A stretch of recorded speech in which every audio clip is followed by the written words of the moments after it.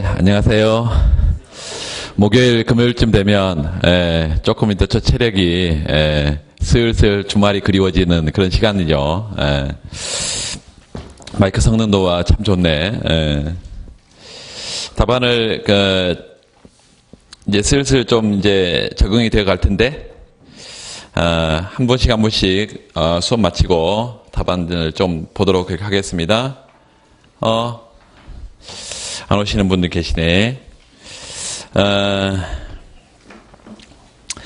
문제 어떤 문제부터 볼 거냐면 오늘이 이제 실업과 인플레이션 부분인데 152페이지 48번 문제.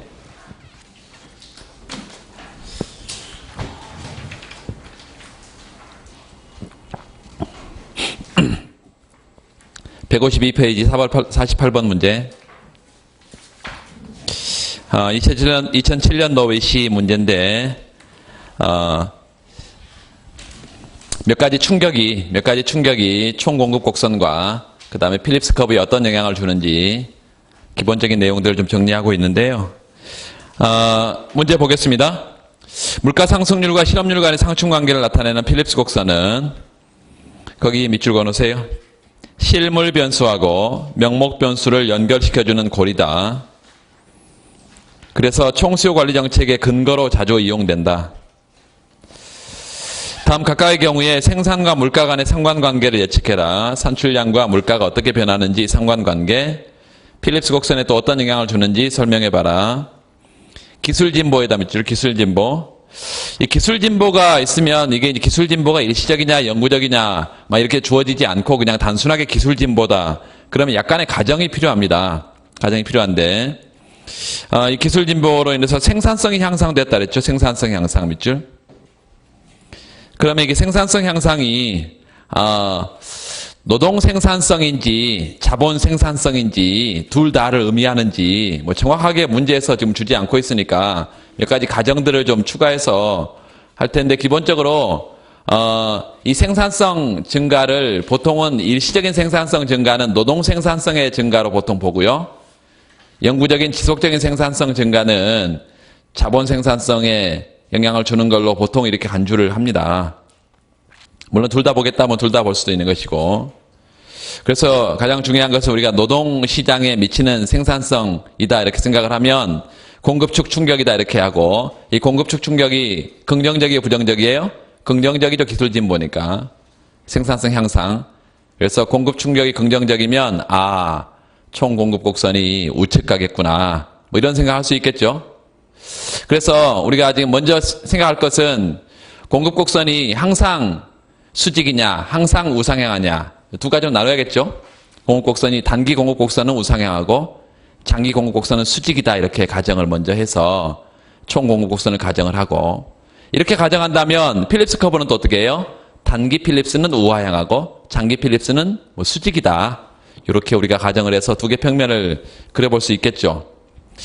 그래서 우리가 모형이 지금 세 개 설문이 다 똑같은 모형을 쓸 거니까 분석 모형을 먼저 제시를 좀 해주고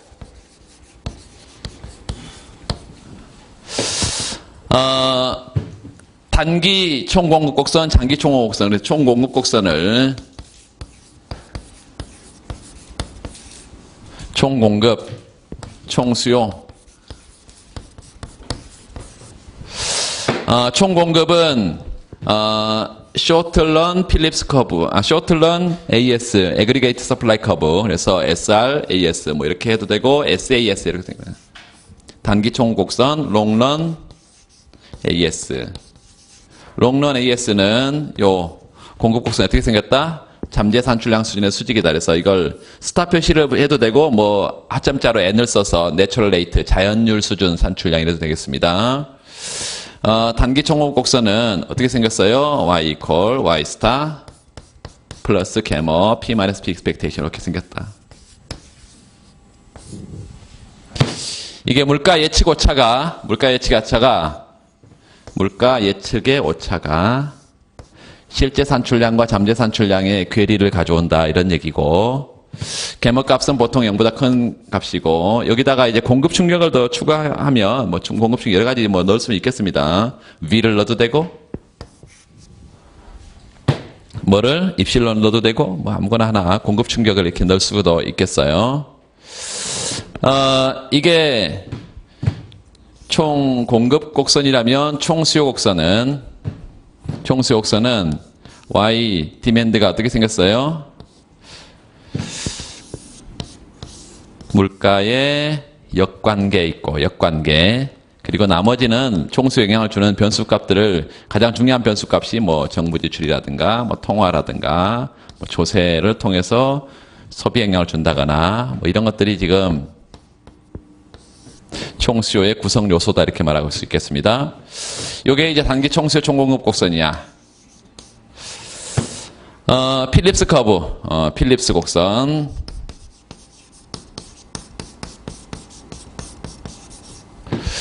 필립스 곡선도 쇼트런 필립스가 있겠죠.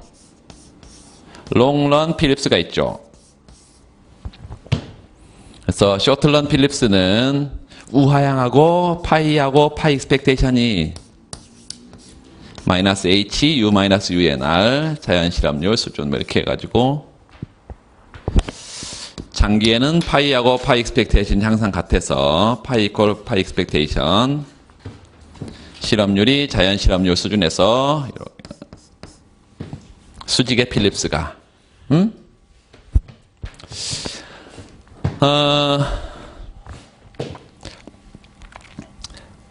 물론 H값은 0보다 큰 상수값이고 뭐 여기 보면 요 H 여기를 플러스로 해놓고 함수값으로 표시한 책이 있는데요. 정운치 안제가 그렇죠. 플러스 H면 요 U-UN 이게 경기적 실업이 HL은 함수값에 영향을 준다 이렇게 되면 이게 곡선으로 나옵니다. 곡선으로. 그런데 HL을 상수값으로 우리 취급하면 직선으로 나오니까 이렇게 표시하면 직선으로 표시를 하는 거죠. 필립스 커브를.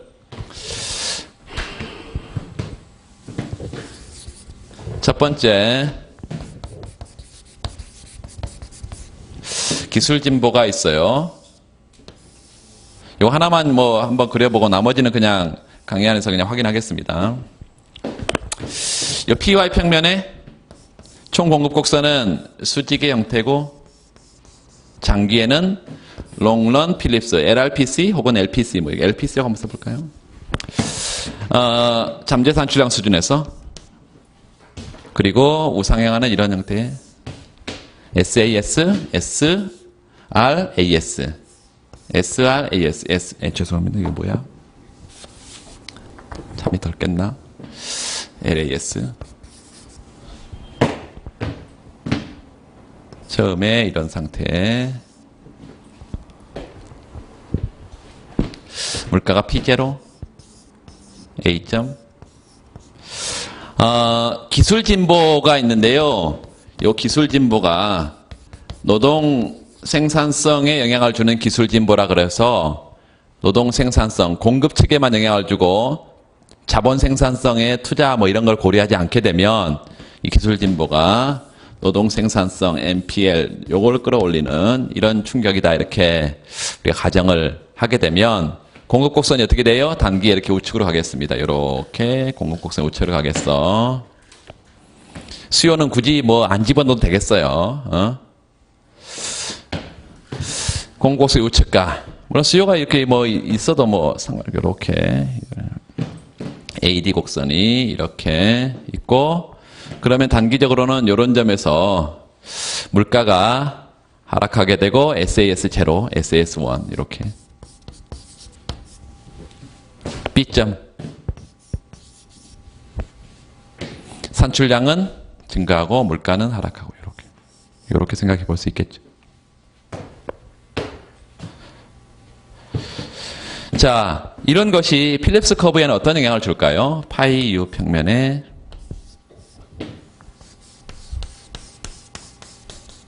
요 자연 실업률 수준이고 요게 롱런 필립스 커브 그 다음에 쇼트런 필립스 커브 이렇게 SPC 쇼트런 필립스 커브 이렇게 되어 있다고 한다면 최초의 상태는 A점에서 파이 제로의 물가 수준, 그 다음에 자연 실험률 수준의 경제가 있다. 물가가 하락하니까요. 총 수요가 늘고 물가가 하락하니까 실험률은 어떻게 됩니까? 줄어들죠. 이렇게요. 이렇게 하방으로 갈 것이다. SPC 제로 1 이런 식의 B점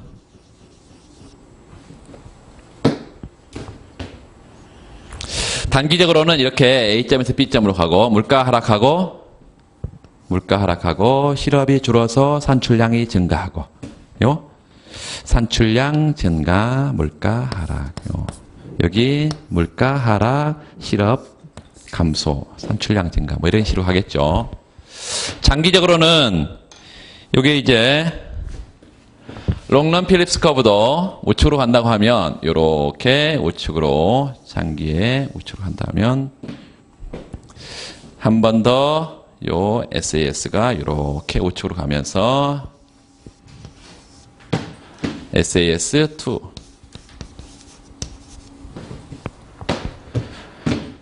여기 장기 Y0 스타, Y1 스타 이렇게 잠재 산출량 수준의 이 기술 진보가 잠재 산출량 수준에 영향을 준다라고 우리가 추가로 이 가정을 해버리죠.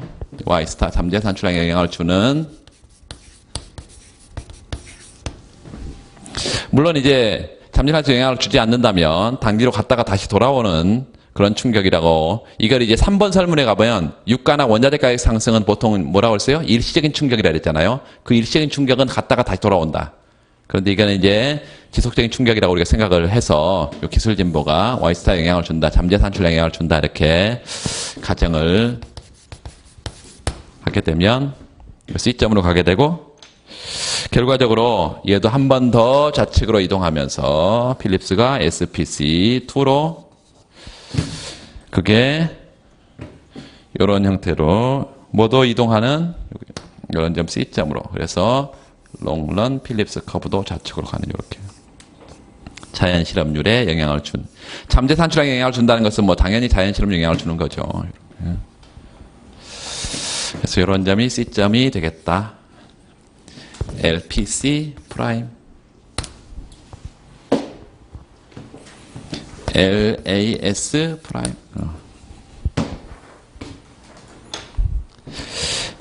기본적으로 생산성 충격이 긍정적인 충격이 발생하게 되면 공급선 우측 간다고 다 알 수 있으니까 이 단기에 우측 가고 장기에도 이게 지속적으로 생산성 충격이 발생한다고 하면 계속해서 물가 하락 그리고 산출량이 증가하는 계속해서 물가가 하락하면서 실업이 감소하는 뭐 이런 쪽으로 간다. 기본적인 이제 구도를 한번 이렇게 잡아 두시자고요. 자, 그러면 2번 보세요. 경제 구조의 변화로 산업 간 노동의 이동이 증가했다. 이 경제 구조로 이건 산업 간 부문 간 노동의 이동 이거를 영어로 섹토럴 시프트 이렇게 부릅니다. 섹토럴 시프트. 그리고 경제 구조 변화 이에 따른 이제 실업의 변화가 나타날 텐데 그 실업을 구조적 실업 이렇게 불러요. 구조적 실업. 그 구조적 실업은 자연 실업의 하나의 유형입니다. 나중에 뒤에 바로 다 보게 될 건데요. 자연 실업의 종류는 세 가지가 있죠. 하나는 마찰적 실업, 직업 탐색 과정에서 나타나고 두 번째 구조적 실업, 경제 구조가 변하면서 성장 산업과 사양 산업 간에 신속하게 일자리가 재배치되지 않아서 나타나는 실업. 이게 무슨 실업? 구조적 실업. 세 번째는 대기적 실업은 뭐예요? 대기적 실업.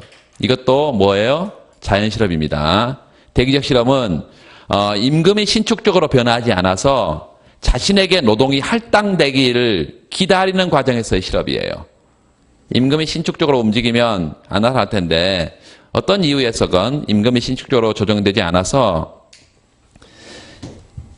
그 자신에게 일자리가 배정되기를 기다리는 그 과정에서 나타나는 실업이다. 이것도 자연 실업이다. 그래서 이게 지금 산업 간의 노동의 이동이 증가했다는 것은 자연 실업률의 증가다 이렇게 파악할 수 있습니다. 써나요? 자연 실업률의 증가. 그 말은 실업률이 증가했다면 산출량은 줄었다는 것이죠. 그래서 AS 곡선은 좌측으로 갈 거고 필립스 커브는 우측으로 가고 이해되시죠? 어렵지 않습니다. 그런데 거기 이제 조금 틀린 부분이 좀 있어서 153페이지 보시면 해설은 잘 돼 있어요. 1번 설문은. 근데 2번이 좀 거기 산업 간 노동 이동이 증가하면 이로 인해서 마찰적 실업이 증가한다 밑줄. 이건 이제 직업 탐색 과정에서 나타나는 실업도 당연히 증가합니다. 이런 거예요. 예전에 뭐 신발이라든가 의류라든가 이런 노동 집약적인 이런 산업에서 종사했던 노동자들이 지금은 첨단 산업이 이제 성장 산업으로 뭐 반도체라든가 자동차라든가 이런 첨단 산업이 성장하고 그런 산업들이 제조업 부문에 이런 산업들이 점점 이제 문을 닫는다고 하면 사양 산업에서 빠져나온 요 노동자들이 성장 산업에 신속하게 재배치가 안 된다. 그래서 그 새로운 일자리를 찾는 과정에서의 실업, 이게 마찰적 실업이에요. 그래서 위에서나 직업 탐색 과정에서의 실업이다 이것입니다. 직업 탐색 과정에서의 실업. 그래서 자연 실업률 이거는 요거 외워두세요. S 플러스 F분의 S. 원래는 이게 나중에 직업 탐색 모형을 바로 뒤에 살 거예요. S 1 마이너스 U F U. 이게 전체 노동 인구 가운데, 전체 경제 활동 인구 가운데 실업률을 빼버리면 이게 취업률이고요. 취업률 가운데 취업자 가운데 separate. 그래서 그 말은 일자리를 새로이 잃는 사람의 비율. 이건 실직률이에요. 실직률. 그래서 요거를 실직곡선 보통 얘기라고. 실직곡선. 실업자 가운데 job finding ratio. 새로 일자리를 찾는 사람의 비율. 요게 입직률인데요. 입직률, 구직률. 이런 실직률과 구직률이 같아지는 상태를 뭐라고 하냐면 장기 균형 상태라고 이렇게 불러요. 장기 균형 상태. 그때 실업률을 요게 FU고 요게 SU니까 요로 보내고요. 그러면 S 플러스 F고 여기는 S니까 요 실업률로 정리하면 요 식이 바로 나옵니다. S 플러스 F분의 S가 나와. 이게 장기 균형의 조건이니까 장기 균형 상태에서 실업률을 구해본 것이 자연 실업률이라고요. 그래서 자연 실업률에서 거기 S라는 게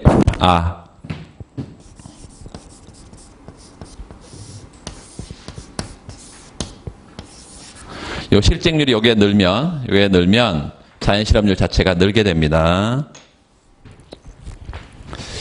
그래서 그 자연 실업률 상승 밑줄 긋고 잠재 산출량 감소 밑줄 긋고 자연 실업률 상승은 필립스 커브를 우측으로 이동시킬 거고요. 잠재 산출량 감소는 AS 곡선을 좌측으로 이동시킬 거예요. 그런데 거기 뒤에 총수요 총공급 평면에 블락해서 정리를 하다 보니까 뭐 기술 진보 이런 얘기가 들어가 버렸는데 그거 좀 지워주시고 좌측의 그림의 경우와 같이 기술 진보로 생산성 향상은 거기까지 좀 지워버리고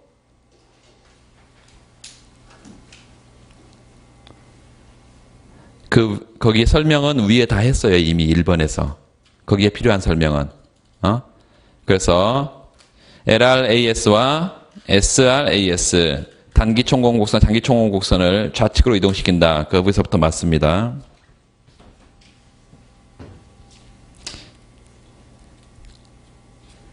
자, 그 밑에 그래프에 A점 한번 찾아봐요. 왼쪽 그래프에 A점 한번 찾아봐요.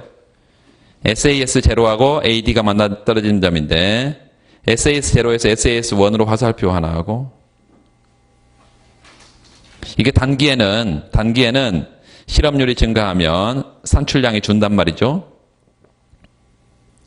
장기에는요. SAS1이 2로 한 번 더 가고 그 다음에 LAS가 LAS1으로 좌측 가서 밑에 그 평면, 수평적 평면에 뭐라고 써야 돼? Y0 스타, 뭐 Y1 스타 이렇게 잠재 산출량이 떨어지게 됩니다.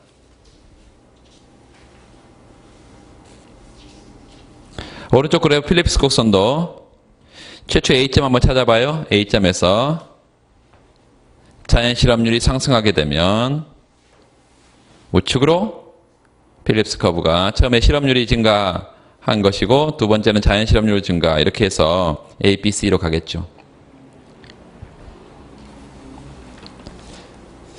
자, 자, 그 다음에 3번 문제는 원유 가격, 원자재 가격 상승. 여기다 밑줄 거기에 뭐라고 써놔야 돼? 일시적인 총공급의 충격이다. 이렇게 써놔요. 일시적인 총공급의 불리한 충격이에요.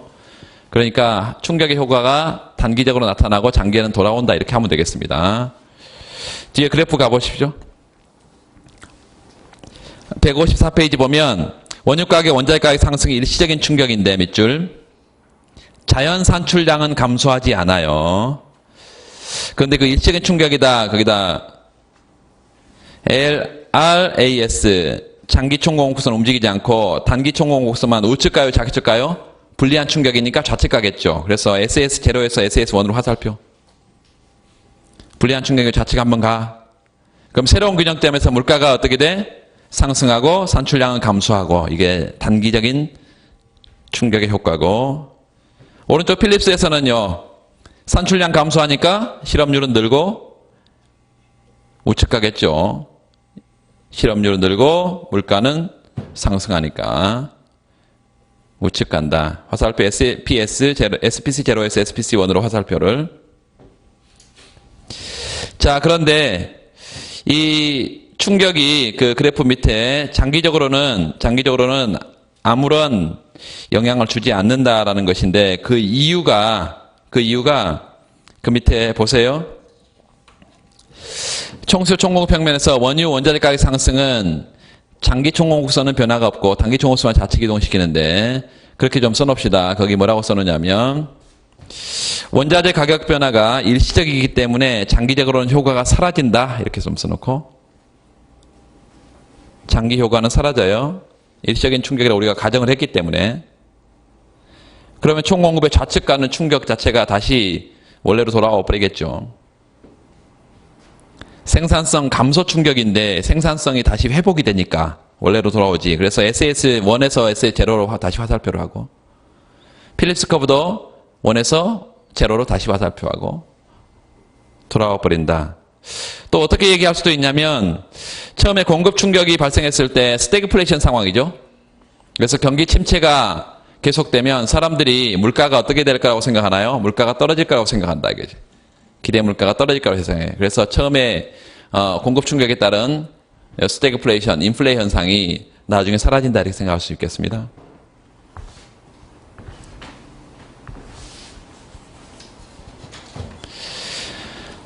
그 정도 보고 넘어가시면 되겠고요.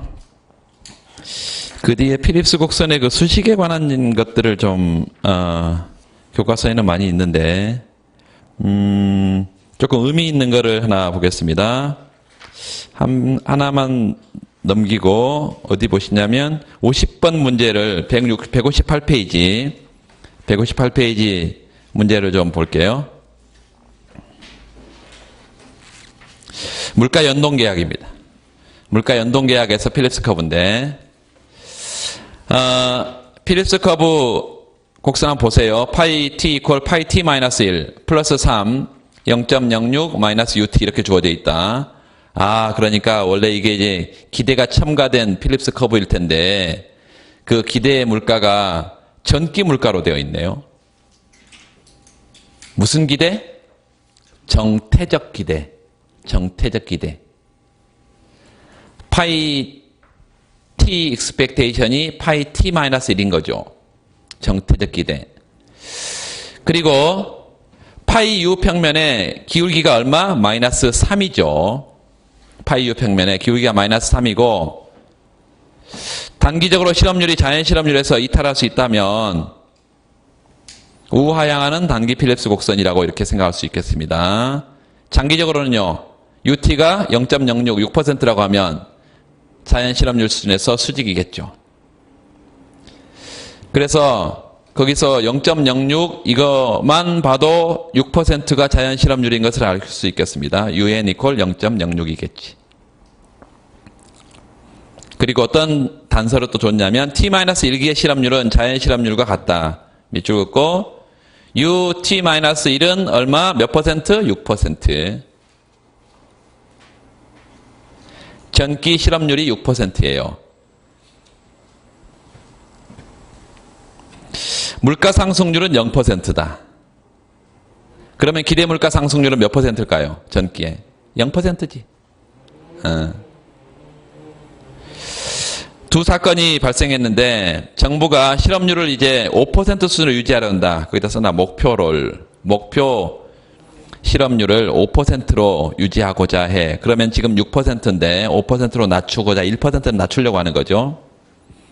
모든 노동자들의 절반이 물가에 연동한 임금 계약을 한다 밑줄. 절반만 물가 연동 임금 계약이다. 물가 연동이라는 것은 뭐예요? 계약 기간 동안에 물가가 변하면 명목 임금을 신축적으로 조정한다는 것이니까 사실상 물가를 완전하게 예상하는 거죠. 그렇죠? 물가 변화가 전부 다 명목 임금에 반영이 되는 거니까. 그래서 그 절반만큼이 물가 연동 임금 계약을 한다. 새로운 필립스 곡선을 구해봐라. T 플러스 1, T 플러스 2기의 물가 상승률을 구해라. 그렇게 했는데 일단 우리가 잘 알고 있는 거 분석의 기초 잠깐 확인해 봅시다. 완전한 물가 연동 임금 계약 밑줄 다 봤어요 이미. 두 번째는 노동자 절반이 기존의 방식 파이 T, expectation은 파이 T 마이너스 1. 절반은 지난 기 물가가 그대로 유지된다라고 생각을 하고 절반은 어떻게 생각을 해요? 파이 T expectation은 파이 T, 금기 물가를 정확하게 예측하는 거죠. 그래서 새로운 인플레이션 기대는 그 파이 T 마이너스 1하고 파이 T를 절반으로 나눈 거 이해되시죠? 자, 그렇다면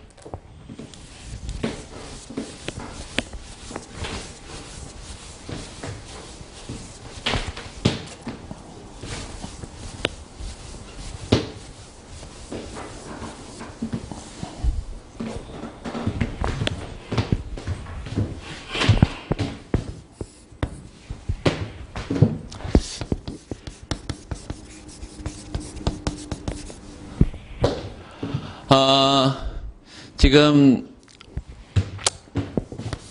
물가에 대한 예상을 어떻게 할 거냐면 절반은 지금 어떻게 파이 T expectation이 파이 T 마이너스 1이고 또 절반은 파이 T expectation이 파이 T니까 실제 물가 예상은 절반 파이 T 마이너스 1하고 파이 T 이렇게 쓸 수가 있겠습니다.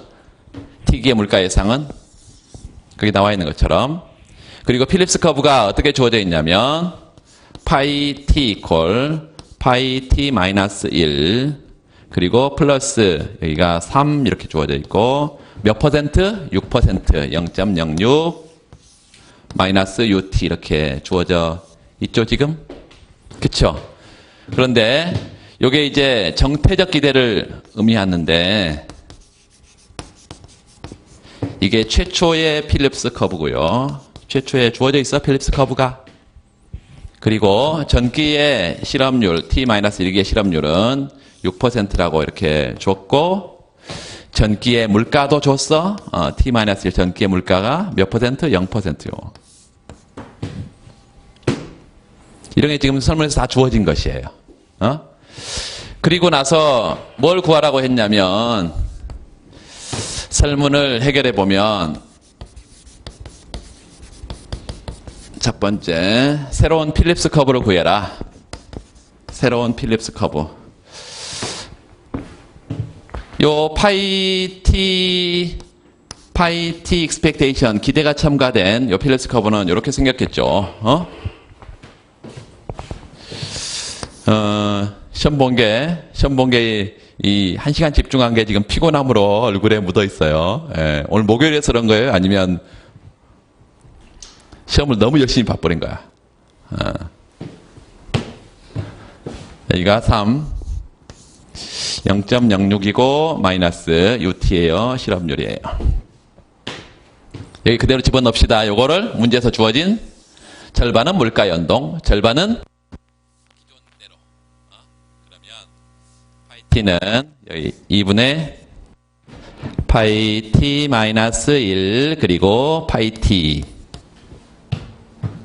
플러스 3 0.06 6% 그리고 요 실업률 이렇게 정리하면 어때요? 여기가 2 파이 T고 여기가 6이고 그래서 이 파이 t에서 이 파이 t 빼버리면 파이 t니까 요게 파이 t는 요거 파이 t 마이너스 1.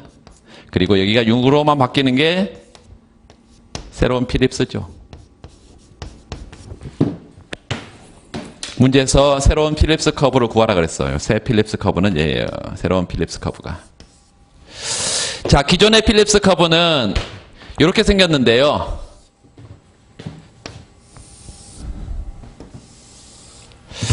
파이 U 평면에 어떻게 생겼을까요? 자연 실업률이 몇 퍼센트? U Natural Rate of Unemployment. 이게 몇 퍼센트? 6%죠. 자연 실업률이 6%. 응? 자, 기울기가 얼마? 요게 수직축이고 요게 수평축이니까 기울기가 3이죠. 3. 마이너스 3. 응? 그러면 실업을 1% 낮추면 인플레를 몇 퍼센트 희생해야 된다는 거예요? 3% 희생해야 된다는 거지. 여기가 5%라면 여기는 3%가 돼야 되는 거죠. 그렇죠? 그래서 이렇게 단기 필립스는 이런 형태로 그려볼 수 있다는 것입니다. 쇼틀런 필립스 커브야. 최초의 필립스 커브가 이렇게 생겼어. 자, 새로운 필립스는 뭐 굳이 그려보면 이렇게 생겼겠죠. 새로운 필립스는 똑같이 여기다 그냥 여기다 하나 같이 그립시다. 그래프만 뭐 많이 그린다고 뭐. 여기 보면 새로운 필립스는 어때요? 여기 기울기가 2배로 마이너스 6으로 커진 것 말고는 아무것도 차이가 없잖아요. 그래서 똑같이 1% 줄이면 이제 6%를 희생해야 된다. 이렇게 해서 이렇게 2배의 이런 필립스 커브가 생겼겠죠. SPC. 필립스 커브였어요. 이제 이게 이게 설문 1이고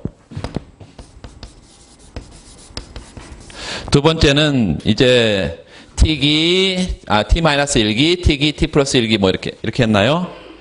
T기, T 플러스 1, T 플러스 2기.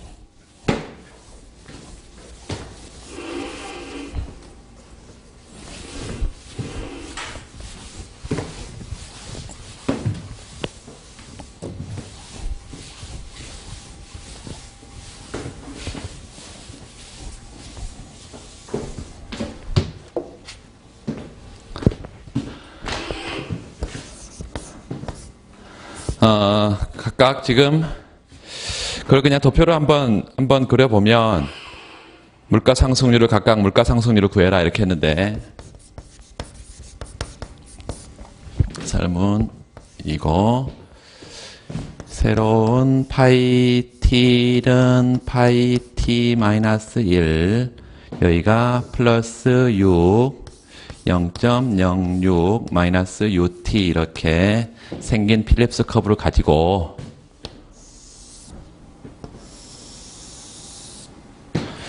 요걸 가지고 여기 먼저 t기 물가 t-1기 그리고 여기가 목표로 하는 실업률 수준 UT 그 다음에 UN 자연 실업률 수준 이렇게 우리가 표시를 좀 하면 자연 실업률은 전부 다 여기 T 마이너스 1기 뭐 T기 T 플러스 1기 뭐 이렇게 가면 처음에 요 T기의 물가 상승률 전기 물가의 상승률은 요 T 마이너스 1기의 실업률 여기에 다 주어져 있죠. 그래서 자연 실업률은 물론 6%고 얘도 6% 주어져 있습니다. 그러면 여기 같으면 이건 당연히 여기 얘하고 같을 텐데 전기 물가가 0%로 주어져 있으니까 이게 0이고 여기 0이지.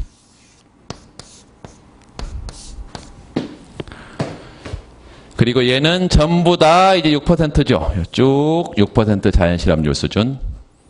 정부가 금기부터 정부가 5%로 목표를 정했네요. 이건 딱 5%죠. 그렇죠? 자, 그러면 요 T-1기에 인플레이션율이 요게 전기 물가로 다음 기에는 0%로 갈 것이고 요게 5%가 되면 나머지 1%가 추가가 돼서 여기는 몇 %가 되겠어요? 6%가 되겠죠. 그쵸? 전기 물가는 다시 그 다음 기에 몇 %가 되고 6%가 되고 그러면 여기에 추가로 12%가 되고 더해지면 여기 12%가 되면 여기 18%가 되고 뭐 이런 식으로 가겠죠. T 플러스 2기. 물가 상승률의 변화를 우리가 6%, 8%, 12%, 18%뭐 이런 식으로 물가 상승률의 변화를 우리가 예측해 볼 수가 있습니다. 거기 159페이지에 체크를 해서 새로운 필립스 곡선에서 도표가 나와 있는 거 여러분 체크하시고 3번 물가 연동 계약이 자연 실업률 이하로 실업률을 유지하는데 어떤 영향을 미치냐. 필립스 커브가 기울기가 2배가 됐다는 것은 이전 거에서는 그 밑에 한번 설문서 한번 그냥 한번 도표 한번 그냥 보세요. 거기 T-1기는 다 0%, 0%고 그 다음에 실업률은 6%, 6%인데 기존의 필립스 마이너스 3 이건 지금 뒤집어 놨습니다. 마이너스 3으로 자연 실업률 수준을 제일 나중에 쓰기 위해서 거기 보면 아래쪽은 3%, 6%, 9% 이렇게 할 거 아니에요? 그렇죠. 그런데 새로운 것은 6%, 12, 18이니까 그 밑에 기간별로 인플레이션율이 2배로 늘었는데 이게 물가 연동 계약이 도입되면 제일 밑에 체크하세요. 별표 하나. 물가 연동 계약이 도입되면 실업률을 낮추기 위해서 2배의 물가 상승률을 부담해야 된다.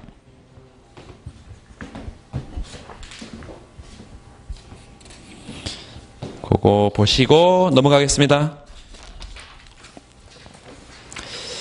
그 다음에 간단한 그 교과서 문제가 있는데 그냥 문제 체크만 좀 하고 갈게요. 프리드만 펠프스의 기대 인플레이션이 도입된 필립스 곡선을 이용해서 질문에 답해라. 그런데 거기 플러스 H에다가 몇 줄, 이거 어짜가 아니고요. 원래 교과서에 이렇게 돼 있는데 정운찬자에는 아까 말씀드렸습니다. 이 H는 그냥 펑션 F를 의미한다고. 경제주체의 기대 인플레이션 수준이나 밑줄, 자연 실업률 수준이 상승하면 필립스 커브는 어떻게 변하냐. 볼 필요도 없이 상방 이동하고. 두 번째, 경제주체는 함적 기대를 한다고 하자 밑줄. 이 확장적 화폐 경제주체를 시행하게 되면 어떤 결과가 나타나는지 세고전학파 입장, 세고전학파 밑줄 긋고 세고전학파는 항상 정책의 효과가 예상된 정책, 예상치 못한 정책 두 가지로 설명을 합니다. 예상된 거, 예상치 못한 거.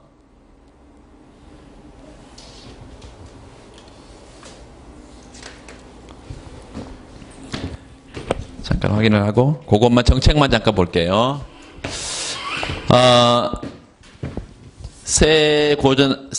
뉴클래시컬, 이 세고전학파가 당연히 함적 기대고 함적 기대에서 정책 효과가 어떻게 되냐.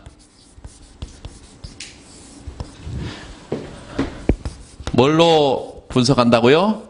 기대가 첨가된 필립스 커브로 파이 이퀄 파이 익스펙테이션 플러스 H U 마이너스 UN.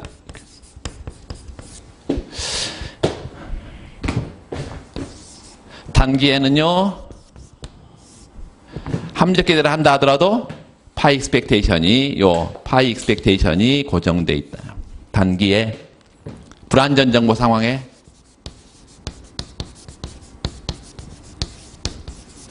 장기에 요 파이 실제 파이와 기대 파이가 실제 물가와 기대 물가가 같다.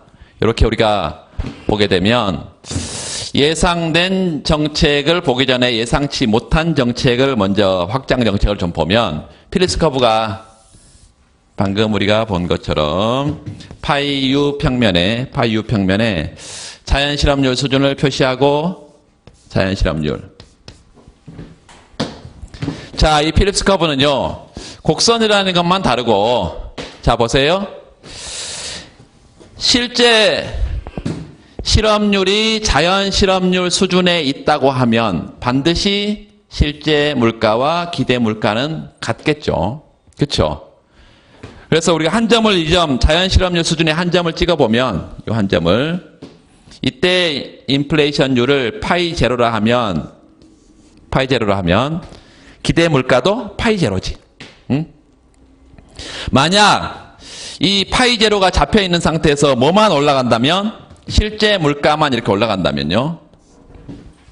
실제 물가가 올라간다면 얘가 잡혀 있는 상태에서 실제 물가만 올라간다면 이렇게 표현할 수 있는 거죠.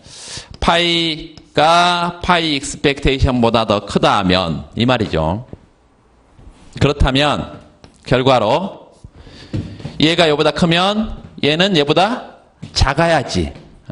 그런데 중요한 것은 이 함수값의 형태가 마이너스의 영향을 줘야 된다는 거예요. 얘보다 지금 얘가 원래 이제 이 전체가 플러스의 상태라고 한다면 이 자연 실업률보다 얘가 뭐가 되면 작아지면 요게 마이너스 값을 갖겠죠. 이해되시죠? 그래서 실업률이 요 자연 실업률 수준보다 작아야 된다. 물론 요런 상태가 되고 뭐가 떨어지면 인플레이션율이 떨어지게 되면 뭐는 잡혀 있는데 기대는 잡혀 있는데 인플레이션율이 여기 떨어지게 되면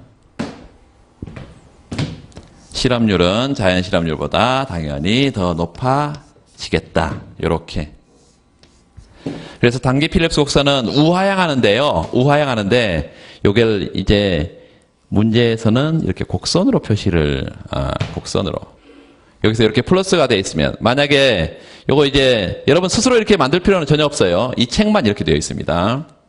다른 책에는 다 이게 마이너스 H에서 상수값으로 표시를 하고 있어요. 그래서 곡선으로 하지 않고 직선으로 이렇게 표시하면 되는데 이게 쇼틀런 필립스 커브다. SPC. 파이 제로에 기대가 잡혀 있고 파이 제로 익스펙테이션 이렇게. 최초의 균형 상태는 이런 상태예요. 이제 우리가 한 걸 그대로 하면 되겠습니다. 예상치 못한 확장 통화 정책 이렇게 쓰게 되면 통화를 팽창시키면 단기에는 어때요? 요 기대가 잡혀 있어. 합리적 기대를 하더라도 잡혀 있어. 그리고 실제 물가는 어떻게 돼? 올라갑니다. 뭐를 썼을 때? 통화를 팽창시켰을 때 혹은 통화 성장률을 증가시켰을 때 요 통화 성장률을 증가시켰을 때 통화를 팽창시켰을 때 실제 물가는 상승하지만 기대 물가는 잡혀 있기 때문에 요렇게 오차가 생기고요. 단기에 예상치 못한 상태에서 요렇게 균형이 곡선을 따라서 움직이고 실업률이 자연 실업률 여기 요 이하로 실업률이 떨어진다. 그래서 단기에는 어떤 상태로 곡선 상의 이동으로 이거 곡선 상의 이동을 무브먼트 along the curve 이렇게 곡선 상의 이동 쉬프트가 아니라 곡선 상의 이동을 통해서 실업률의 감소를 산출량의 증가를 이런 유효한 결과를 가져올 수 있다. 그런데 장기에는 어때요? 장기에는 합리적 기대의 특성상 첫 번째 체계적인 예측오차가 존재하지 않는다. 예측오차는 즉시 수정된다. 따라서 파이와 파이 익스펙테이션이 같단 말은 실제 물가가 뭘로 올라갔어요? 지금 파이 1으로 올라갔으니까 기대가 요 파이 1 익스펙테이션으로 실제 물가와 같고 그 말은 곡선이 즉시 이렇게 SPC 1으로 파이 1 익스펙테이션으로 기대가 반영이 되면서 다시 어떤 점으로 이렇게 C점으로 자연 실업률 수준으로 돌아올 것이다. 이런. 그래서 단기에는 실질 배수 영향을 줄 수 있지만 장기에는 SPC 요 곡선이 즉시 이동을 하고 반영이 되어서 기대가 반영이 되어서 자연 실험률 수준으로 복귀한다. 이렇게. 장기는 무력하다. 이게 예상치 못한 정책이에요. 그래서 예상치 못한 건 단기적으로는 예측 오차를 가져오지만 장기에는 자연 실험률 가설 예측하는 것처럼 자연 실험률 수준으로 돌아온다. 이거고 세 번째는 예상된 거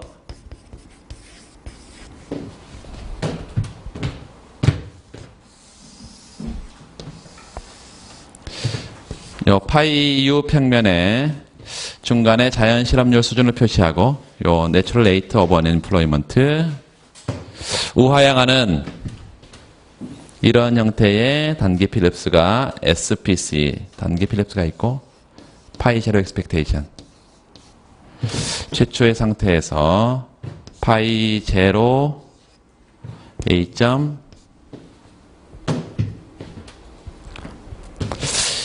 이게 이제 보통 이제 롱런 필립스 커브 그러는데 요 LPC가 롱런 필립스 커브 그러는데 파이와 파이 익스펙테이션이 같은 상태 기대치를 항상 따라잡는 상태죠. 그렇다면 정부가 확장 정책을 썼는데 통화를 팽창시키는 확장 정책을 예를 들어 썼을 때 똑같이 썼을 때 이게 물가 실제 물가가 이렇게 상승할 것이고 이 실제 물가 상승을 당연히 민간이 다 예측했으니까 기대 물가도 바로 올라가면서 얘와 얘가 같아져 버리면 우리가 필립스 커브에서 이렇게 생겼는데요. 기대첨과 필립스 커브에서 플러스 H, U 마이너스 UN 이 기대첨과 필립스 곡선에서 얘와 얘가 같아. 그럼 당연히 실업률은 자연 실업률에서 벗어날 수가 없죠. 응? 그러니까 우리가 실제 뭐가 올라가는 즉시 요 물가가 올라가는 즉시 기대 물가가 즉시 이렇게 올라감으로써 SPC 요 원으로 기대 물가가 올라가고 조정이 돼서 요런 점을 바로 바꿔버린다.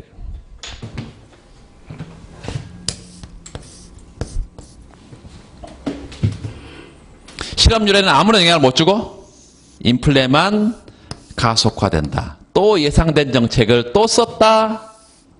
또 올라가 버려. 물가만 계속해서 올라가지. 요 실질 변수에는 아무런 영향을 줄 수 없다. 예상된 정책의 정책 무력성 명제. 요걸 필립스 커브로 표현하면 이렇다. 예상된 정책의 정책 무력성 명제. 자, 이런 그 새 고전학파의 주장에 대해서 세케인지의 생각을 잠깐 얘기해 볼까요? 세케인지의 생각을. 세케인지는 예상하면 어때요? 새 고전학파는 자연 실업률로 즉각 돌아온다 이런데요. 예상해도 안 돌아오는 거지.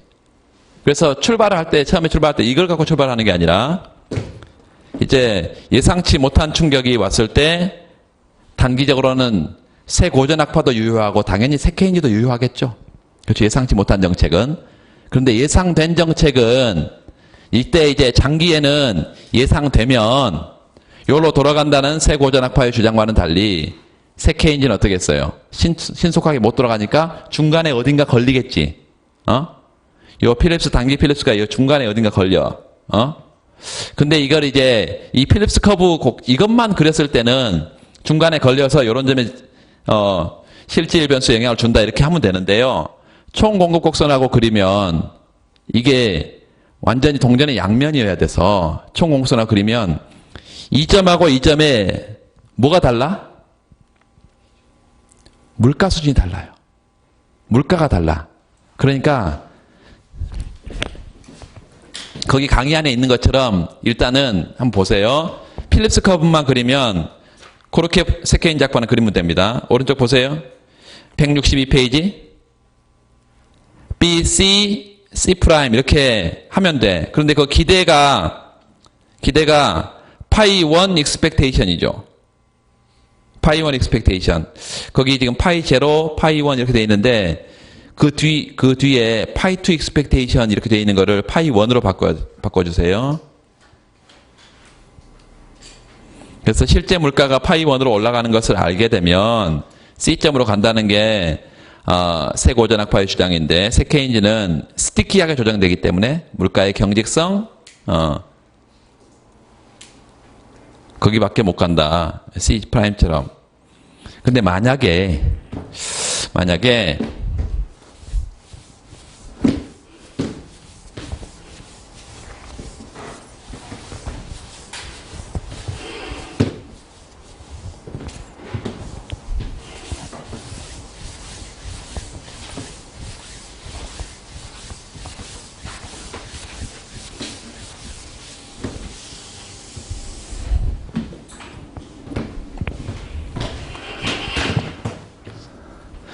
우리가 앞에서 루카스 공곡선 가지고 다 얘기를 했던 것처럼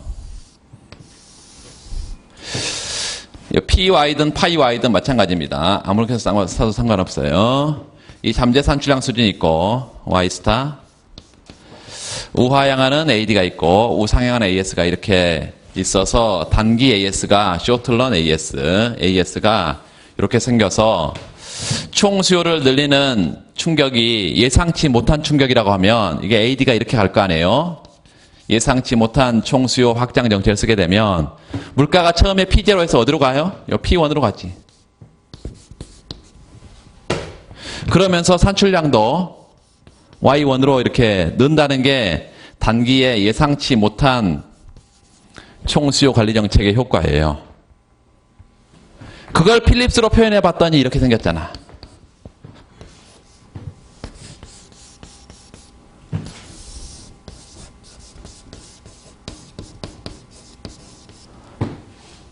그걸 필립스로 표현해 봤더니 A점에서 파이 제로의 물가 수준이 뭘로? 요 파이 1으로 물가 수준이 이렇게 올라가고, 실제 물가는 올라가는데 기대 물가는 잡혀 있으니까 이렇게 뭐가 되는 거예요? 실업률이 주는 이런 상태가 지금 B점인 거예요. 요게 B점이야. 실제 물가는 뭘로 올라갔어? 요 P1, 파이 1 물가로 올라갔다고. 응? 그런데 장기에 이걸 다 예상하면 물가가 P1인 걸 예상하는 거예요? 아니면 P2인 걸 예상하는 거야? P2인 걸 예상하지. 그래서 총공곡선 어디까지? 여기까지 이동합니다. C점이 여기가 됩니다. 그러면 SAS가 요렇게 되지. 그 말은 장기 균형점에서는 잠재 산출량으로 결국은 돌아오긴 돌아오는데 물가가 P1이 아니라 P2가 된다는 얘기입니다. 그 말은 단기 균형의 물가하고 장기 균형의 물가가 같다는 거예요. 이걸로 돌아간다는 거예요? 안 돌아간다는 거예요? 일로 돌아가는 게 아니야. 더 높은 데로 가. 요런 데로 간단 말이죠.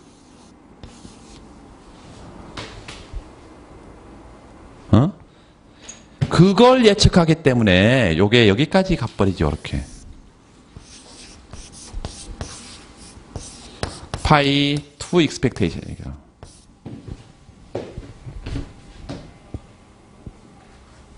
요게 정확하게 이제 요 총수요 총공급 모형하고 필립스를 같이 그리면 이렇게 그려야 되고요. 요게 없다면 굳이 이렇게 그릴 필요 없고 여기로 가면 된다. 이해되시죠? 네.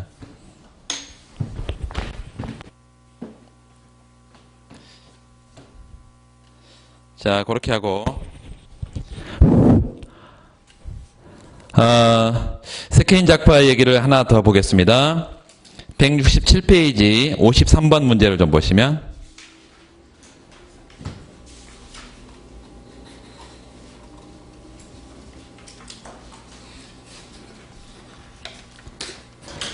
노동시장에서 이력 현상, 이 기억 효과가 발생할 수 있는 이유를 설명하고 이력 현상이 자연 실업률, 잠재 GNP, 단장기 필립스 곡선에 어떤 영향을 미치는지 설명해봐라. 이렇게 되어 있는데 이력 현상은 그 뒤에 그냥 예시를 좀 보세요. 예시 답안을. 기억 효과, 경제에 한 번 충격이 왔어요. 이 충격이 경제 시스템 내에 각인이 되어서 기억되어서 경제에 지속적인 영향을 줄 수 있는 현상이에요. 그래서 이거를 보통 기억 효과를 여기 히스테리시스, 이력 현상이라고 보통 얘기를 할 뿐만 아니라 한번 경제에 충격이 오면 이 충격이 계속해서 다음 끼 이 경제에 영향을 줍니다. 그 말은 지금 현재 경제는 현재 경제를 둘러싸고 있는 환경에 영향을 받을 뿐만 아니라 이 경제가 과거 지나온 길에 의해서도 영향을 받는다. 그래서 이걸 경로의존성 이론이라고 이렇게 부른다. 경로의존성. 영어로는 뭐예요? 패스 디펜던스. 경로의존성. 과거에 지나온 길에 의해서 영향을 받아.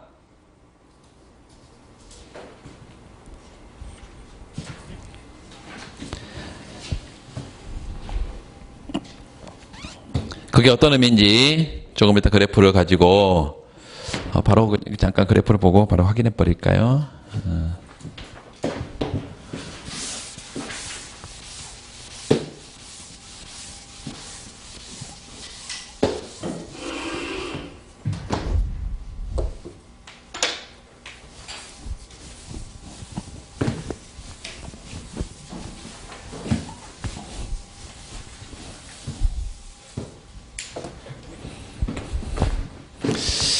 기억 효과라는 것은 방금 우리가 앞쪽에는 사실은 이제 다른 세고전학파의 주장들이 있는데요. 세케인작파의 주장을 지금 바로 넘어왔습니다. 처음에 자연실험률 가설 부분을 UN이라고, 그리고 물가가 처음에 최초에 굉장히 높은 상태에 요 파이제로 상태, 예컨대 한 10% 뭐 이런 물가 수준이 최초에 경제가 존재한 상태다. 이 상태에서 단기 필립스 곡선을 이렇게 우리가 우하향하는 단기 필립스 곡선 하나 그려봅시다. 그러면 이 필립스는 기대가 어디 잡혀 있는 거예요? 예, 10%에 잡혀 있는 거죠.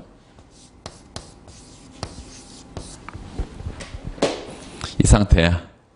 정부가 이 물가가 너무 높아. 그래서 물가를 좀 낮추려고 해. 이렇게 이제 정부 정책으로 통해서 물가 저감 정책 이렇게 갈 수도 있고요. 이 기억 효과는 외생적인 충격으로, 불황의 충격으로 해석할 수도 있겠습니다. 두 가지 다 해석할 수 있는데, 일단 우리가 지금 이제 고통 없는 물가 안정화, 최적 정책의 동태적 비일관성, 이런 것들은 다른 문제가 또 있기 때문에 불황의 충격으로 볼게요. 자, 얘를 예상치 못한 불황의 충격이다. 예상하지 못했는데 갑자기 불황이 왔어. 총수요 GDP가 감소하는 충격이야.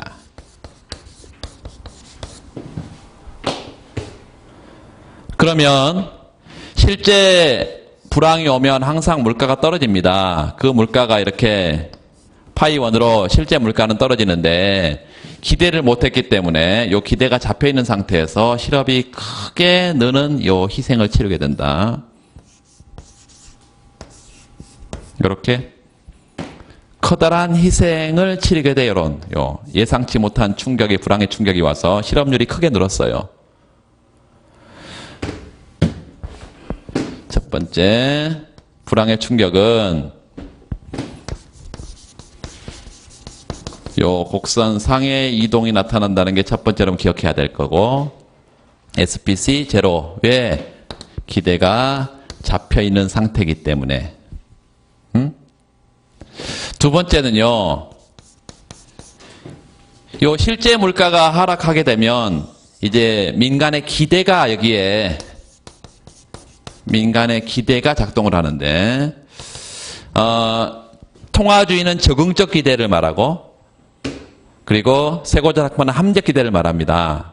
그래서 통화주의든 세고전이든 요 기대가 실제 물가가 이렇게 떨어지면 장기에는요, 이 예측하지 못한다는 것은 뭐 당연히 다 단기고, 요 장기에는요, 실제 물가를 정확하게 예측합니다. 그 말은 기대가 실제치를 다 따라잡는다는 거지. 파이1으로 실제 물가가 떨어지는 것을 아는 즉시 어디로 가버린다고요? 요렇게 필립스가 SPC1으로 파이1 익스펙테이션으로 간다. 왜? 필립스 커브가 기대참과 필립스 커브니까. 그걸 파이하고 파이 익스펙테이션이 같으면, 실제 물가와 기대 물가 같으면 얘와 얘가 같으면 실업률은 항상 자연 실업률 수로 돌아올 거라는 것을 알고 있지. 요로 한다, 요로. C점으로.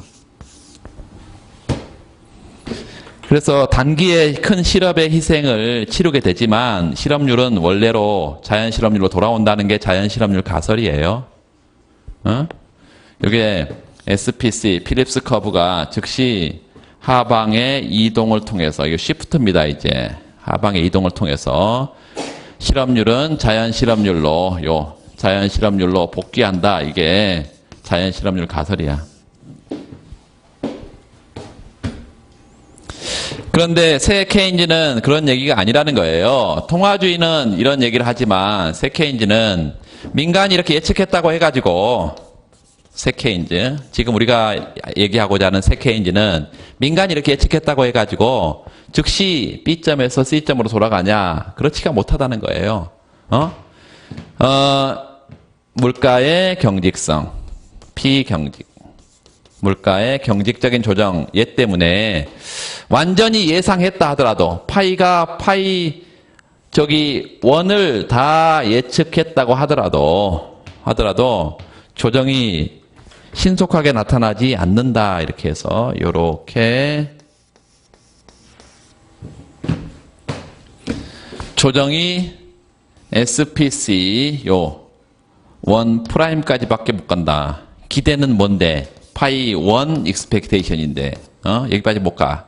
그래서 요런 점이 이제 C'점으로 장기의 자연 실업률로 돌아가지 못하고, 이런 점에 결리는 이유는 자연 실업률 자체가 요 불황의 충격이 경제에 어떤 영향을 준다? 지속적인 영향을 줘서 자연 실업률 자체를 끌어올리기 때문에 자연 실업률로 돌아간다 해도 여기밖에 못 간다.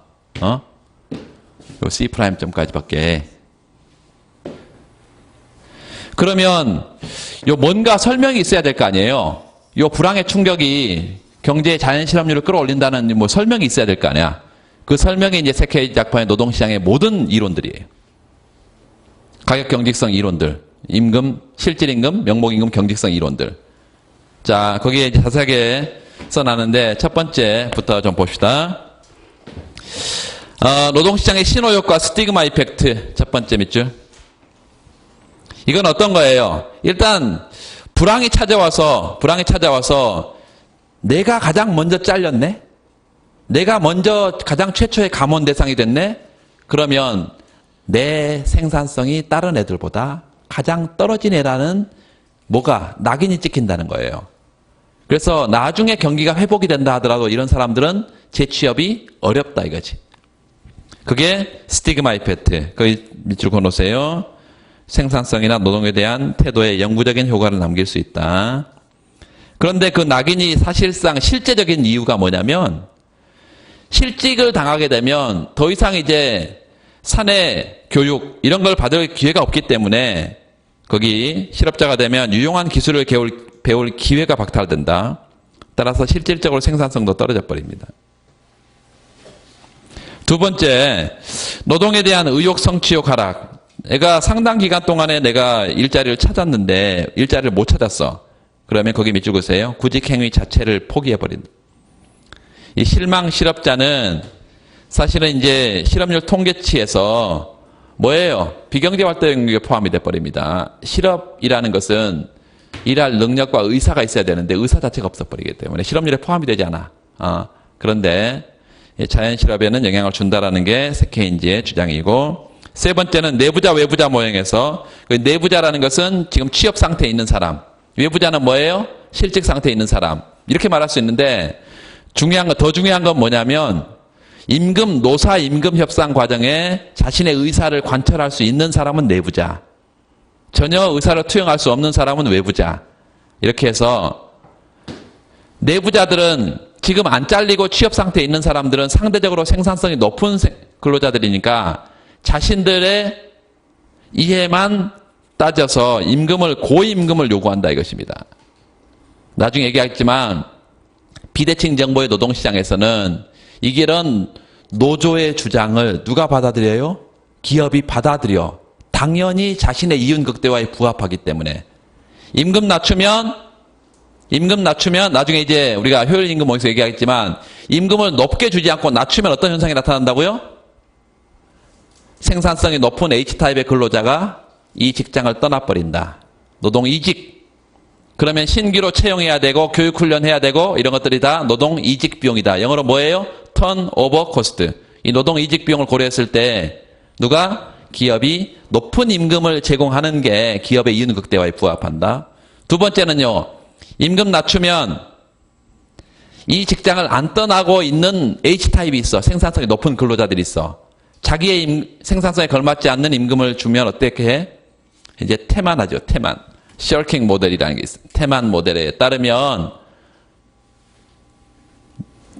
논다 이것입니다. 적당히 일을 한다. 그러면 이 적당히 일한다는 것은 도덕적 해이 현상인데 왜 그러냐? 주인은 열심히 일해서 자신의 목적 함수에 부합하도록 행동해 주기를 원하지만 누구는 이 노동자는 열심히 일하면 노력 비용이 들어. 그러니까 적당히 일한다는 것이에요. 임금을 낮추면. 이게 도덕적 해이. 그래서 이런 것들을 고려했을 때 내부자 외부자 모형에서 외부자들이 높은 임금을 이제 내부자들이 받고 외부자들의 실직 상태에 초과 공급 상태에 있음에도 불구하고 임금을 낮추지 않는다 이것입니다. 자, 그래서 이런 현상들 때문에 시장에는 자연 실업률 자체가 높아지는 이 불황의 충격이, 잘 들으세요. 요 B점에서 불황의 충격이 와서 실업률이 한번 크게 올라가게 되면요. 이게 경제에 지속적인 충격을 준다. 이 불황의 충격이. 그래서 자연 실업률 자체를 이렇게 끌어올린다는 것입니다. 그래서 최종적인 균형점이 자연 실업률 상태의 최종적인 균형점이 2점이라고 한다면 최초의 균형점과 연결을 해서 이렇게 연결되는 필립스가 롱런 필립스고 케인즈 학파의 필립스 커브다 이것입니다. 이렇게 수직의 경우는 누구 거고요? 롱런 필립스인데 고전 학파의 필립스는 이렇게 생겼지만 케인즈의 필립스는 이렇게 생겼다. 장기 필립스가. 그리고 마지막으로 이 자연 실업률 자체가 올라간다는 것은 잠재 GDP, 잠재 산출량, 요거는 감소한다는 것을 의미합니다. 그래서 자연 실업률 상승, 잠재 GDP 감소, 그리고 장기 필립스 곡선이 여전히 우하향하다는 세 케인즈의 주장들을 그래프로 그려본 것입니다. 뭐 쉬운 내용들인데 확인을 그렇게 하면 되겠고, 잠깐 쉬겠습니다. 10분 쉬고 할게요.